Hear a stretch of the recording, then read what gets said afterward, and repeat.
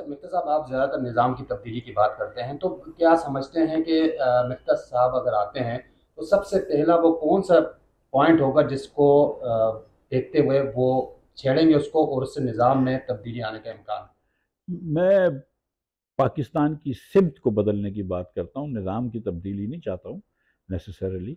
मैं ये समझता हूँ कि लोकल गवर्नमेंट्स का एक बड़ा कलीदी किरदार होता है आवाम को खिदमात पहुँचाने में, तालीम में, सेहत में। वो पाकिस्तान में मिसिंग है, तो लोकल गवर्नमेंट को फ़ाल बनाना चाहिए। मैं समझता हूँ निचकारी फलफौर करनी चाहिए।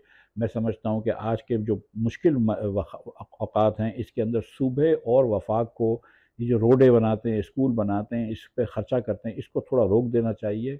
और बिस्प जो गरीब लोगों को पैसे दिए जाते हैं बेनज़ीर इनकम सपोर्ट प्रोग्राम में, उसके उसके दायरे को वसी करना चाहिए और उसके अंदर ज़्यादा पैसे देने चाहिए। गरीब लोगों को इस वक्त 9 करोड़ पाकिस्तानी गुर्बत के नीचे हैं, उनको ऊपर लाना बहुत ज़रूरी है। अच्छा, अभी जो हुकूमत बन रही है मिफ्ता साहब, आप क्या समझ रहे हैं? ये जो शोर शराबा हो रहा है, एहतजाज हो रहा है, तो सही बन रही है या इन चीज़ों को देखना चाहिए ताकि पाकिस्तान सही सिर्फ में जा सके? देखिए, इलेक्शंस के नताइज में हुकूमत तो बनेगी, और ये हुकूमत साजी करना है, 2-4 दिन लग जाते हैं तो ठीक है, लेकिन वो फ़ौरन, मतलब अब 2-4 दिन लग गए हैं तो अब ये फ़ौरन इंशाल्लाह 1 आध दिन में अगर ऐसा हो जाता है तो फिर आप देखेंगे कि लोगों का अटेंशन इस पे आ जाएगा कि भाई कौन वजारत बना रहा है, कौन क्या बना रहा है, क्या काम है, क्या पॉलिसी है, तो हमको समझ तो आएगी कि क्या हुकूमत करने जा रही है। हमें अंदाज़ा तो है कि हुकूमत को मुश्किल फ़ैसले करने होंगे, अगला बजट भी मुश्किल होगा, IMF से एग्रीमेंट भी मुश्किल होगा, लेकिन बस अब हम उस तरफ गामज़न हो जाएँ। माँ सिवाय इसके कि जो आज रोज़ का अखबार की सुर्खियाँ होती हैं कि भाई ये हो गया और इसने ये कह दिया और ये कह रहा है हुकूमत के इससे नहीं बन रहा, ये कह रहा है हमको फ़लाँ हुकूमत चाहिए, ये ख़त्म करना चाहिए, अब आगे बढ़ना चाहिए। अच्छा, कौमी हुकूमत का भी आप जी। आपकी ख्वाहिश थी कि कौमी हुकूमत जी। बन जाए, लेकिन वो तो नज़र नहीं आ रहा। मेरी तो बिल्कुल ख्वाहिश थी कि तमाम पार्टियों को मिलकर हुकूमत बनानी चाहिए और फिर 2-3 साल इस वक़्त जितने भी आईनी तरामीम करनी है वो कर लें और 2 साल बाद फिर एक नए इलेक्शन में जाएँ।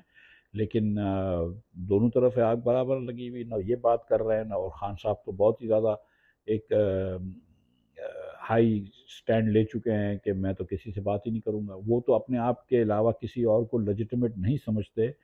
और अगर ये मानते हैं, और मैं ये मानता हूँ कि इनकी सबसे बड़ी पार्टी, और ये भी मानता हूँ कि चलो इनके साथ थोड़ी सी ज़्यादती भी हुई है, 10-20 सीटें और भी होंगी, मगर फिर भी ये बात ज़रूरी है मानना कि दीगर पार्टियों ने फिर भी खान साहब से ज़्यादा वोट लिया है, PTI से ज़्यादा वोट लिया है। हमारा first past of post system है, वरना अगर प्रोपोर्शनल रिप्रेजेंटेशन होता तो खान साहब के करीब भी नहीं होते मेजॉरिटी के। तो खान साहब को ये ज़रूरी है कि जिन लोगों को आवाम ने वोट दिया है, एक पाकिस्तानी ने उनको वोट दिया है, तो मैं उस आदमी के वोट को इज़्ज़त देता हूँ और उस आदमी का इमरान खान के हक़ में वोट दिया है उसको मानता हूँ। लेकिन साथ-साथ मैं ये भी एक्सपेक्ट करता हूँ कि जिस आदमी को किसी और ने वोट दिया है पाकिस्तानी ने, उसको भी खान साहब उतनी ही इज़्ज़त दें और उतना ही मानें। अच्छा मिर्ज़ा साहब, ये बताइएगा कि वफाकी वज़ीर आप रहे हैं, तो क्या सिचुएशन होती है, आप पर भी कोई प्रेशर रहा कि कुछ काम, ज़ाहिर-सी बात है आपका एक विज़न है, आप बातें भी करते हैं और आपको हटा दिया गया। तो किसी प्रेशर की वज़ह से कोई काम करना था, आपने रोका गया, नहीं, क्या देखिए मामला देखिए क्या? देखिए देखिए, कोई भी वज़ीर जो होता है वो वज़ीर आज़म की सवाबदीद पे काम कर रहा होता है। जो वज़ीर आज़म को नहीं समझ आता उसका काम, तो उसको हटा देता है, उसमें कोई बुरी बात नहीं है, उसमें कोई गलत बात नहीं है। मतलब हम जब वज़ीर उनके उस कहने पे बनते हैं तो उनके कहने पे हटते हैं। वो मुझे थोड़े से जो तहफ़्फ़ुज़ात थे हटाने के तरीक़ेकार पे, वो अलग बात है।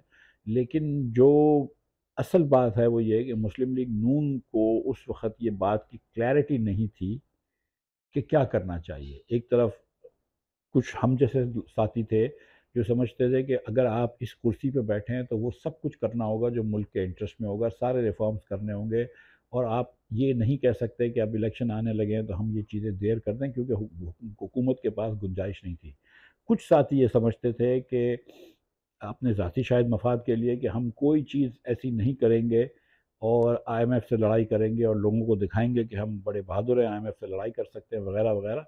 और वो जो चीज़ें करनी ज़रूरी थी, जो कि नागुज़ीर थी, जो इवेंचुअली करनी पड़ी इनको, उसको डिले किया, जिसकी वजह से मुल्क को बहुत नुकसान हुआ।